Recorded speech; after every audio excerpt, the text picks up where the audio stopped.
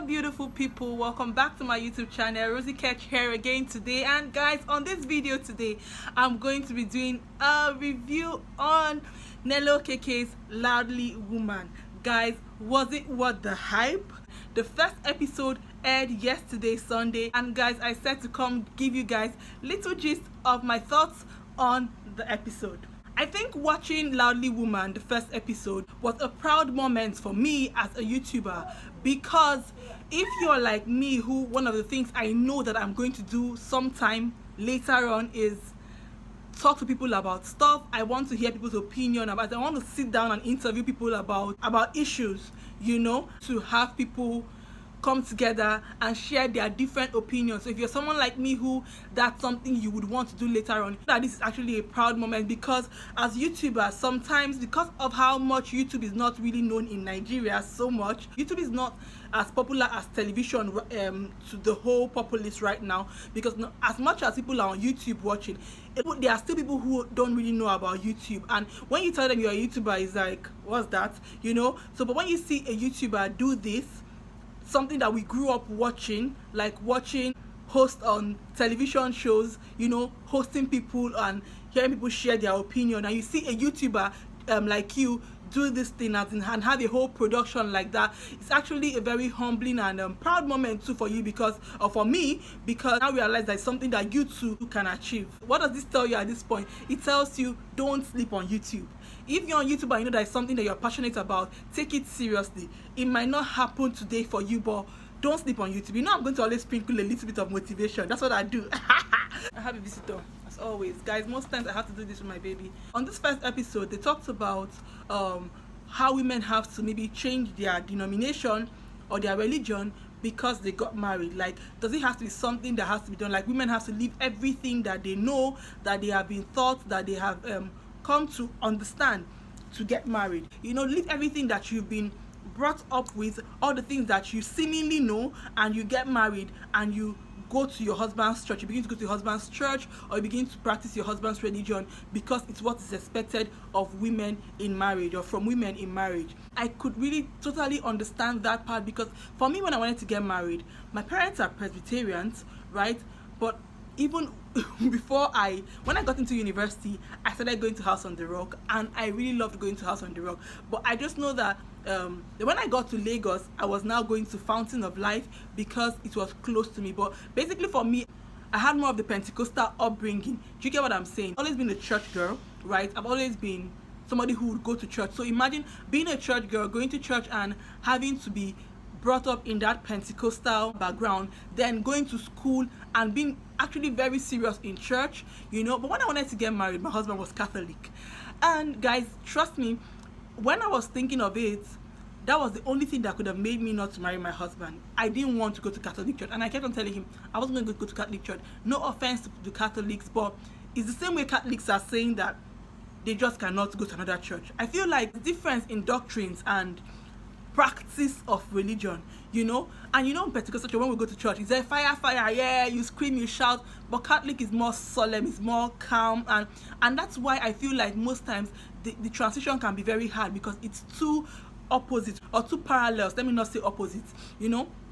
So when I got married, like I said, that was the only thing, because my husband, every other thing was there for me. He was kind, he was understanding, he was like, but it was just going to be about that church or that his denomination. And I was like, I really thought about it deep. I was like, was it worth it, or is it worth it? He's still a Christian. Is it going to be worth it to not get married to him because of his religion or because of his denomination? I just really thought about a lot of things. What if I got married to somebody who was maybe attends House on the Rock, who attends a Pentecostal church that I could have attended to, or even Presbyterian church, and the person is doing me anyhow? I know that church is a very big part of my life, but it is, I don't know how I'm going to put this, it is one thing out of a lot of other things that I feel like he had passed the mark. I don't know if I'm explaining this. And getting married, I don't regret getting married to a Catholic, because as in, I'm very happy in my marriage, and I'm happy that I'm not saying I couldn't have married somebody who is who attends Pentecostal church and wouldn't have been a nice person too, but like my own personal story was a Catholic who ticked like a lot of boxes and was Catholic. So when we got married, I was like, okay, I started going for Wednesday services in House on the Rock. But I was not like, okay, do I want my children to go to different churches? You know, because I noticed a lot of times when parents go to different churches, there's this bond based on church is not there for the children, and children might choose the mother's side, right, and go to church with the mother. But if the mother is not even very serious, it's just sometimes the children are not very, very lukewarm in all those things. And I'm so thankful too for my husband. My husband didn't stop me from going to the church I want to go to, but it was just me that said, okay, I wanted to go to the same church with him just for uniformity. But guys, I tried. The girl tried. See, if you know me, choir girl, as in I go to church, then all of a sudden I didn't want to just go to church anymore. Like, I didn't have that excitement. Church now became like a chore for me, and church used to be like my happy place. It now became like a chore for me, you understand? So I just went to church because it was Sunday. I didn't used to go to church like that. So I had to use myself and warm myself. I told myself, okay, is this how we're going to be doing it? Then COVID happened. Then we stayed at home. Then it now even became worse. And it just, I'm like, oh, we worship God from the house. We worship God from in the house. But with my baby growing up and becoming more aware, I realized that I wanted him to know that church is the place that we go to, you understand? So I cannot stay at home. I already have a foundation. I need to give him like his own foundation, like something that he knows about. Thankfully too, for my husband, he lets me go to the church I want to go to. So we still go to Catholic church. My child was baptized in the Catholic church because his father is Catholic. Yes, we attend Catholic church, but I still go to the church I want to go to, because sometimes I know that a lot of husbands won't even let their wives go to the church they want to go to. You must go to my church, you must go to my church. And I feel like it's just a lot. You know, women get married, they change their names, they do a lot of things. And just to show the kind of person my husband is, I told you guys I hyphenated my name. I made a video about that. I'm going to link the video, you know, where I talked about me not dropping my father's name and just adding my husband's name to my names. It just shows you that the kind of person my husband is not really a you must do this, you must do this kind of person. So it's actually easy for me to be able to go to the church I want to go to. So if you ask me whether somebody should get married to somebody who is not from their denomination, I would say, how important is church to you? You understand? If you're somebody that feels like you cannot make that transition, maybe you shouldn't go, because it's very hard. I'm going to say, like on my wedding day, in fact, another thing that shocked me, because they talked about their weddings in that video, and something that shocked me on my wedding day, my father didn't even walk me down the aisle. In fact, I didn't even know that we're going to be two couples getting married in that day until the day before. You know, I was practically talking to somebody and they said, it's time to go in. It's time to go in. Guys, let me tell you something. My veil was not even down because I raised up my veil to talk to somebody. It was when I went to the chair in the church and sat down, and I realized that, oh, I forgot to even drop back my veil.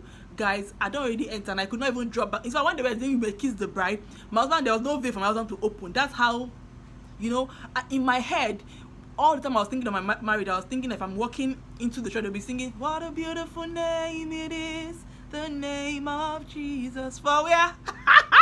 For where?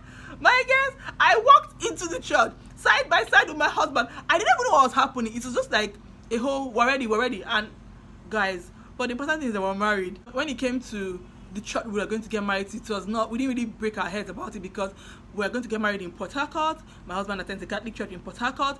We're not going to go and start. I don't attend Presbyterian church anymore, so I could not go and start saying I must get married in my parents' church. And in Port Harcourt too, I don't attend House on the Rock, so I know that all those processes for other churches would just be a lot. So we just decided to get married with in my husband's church, which was actually, that was not an issue. Where to get married was not an issue, but the major issue for me was continuing in where I got married.